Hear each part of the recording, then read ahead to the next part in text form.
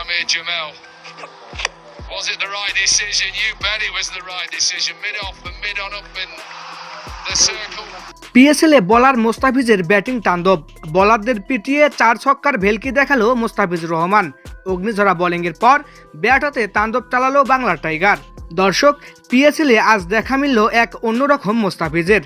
করাচির national স্টেডিয়ামে পেশোয়ার জালমিল শক্তিশালী batting লাইনে একাই ধস নামালেন এই টাইগার পেসার। ডেথ ওভারে তার বিষাক্ত কাটার আর স্লোয়ার মাপালেনতে দিশেহারা বাবর আজমের দল।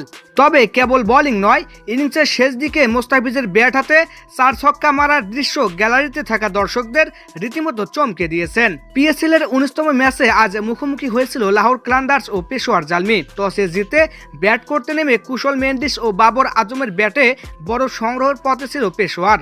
ঠিক তখনই নিজের ভেলকি শুরু করেন দাফিজ। ইনিংসের গুরুত্বপূর্ণ সময়ে জোড়া আঘাত হেনে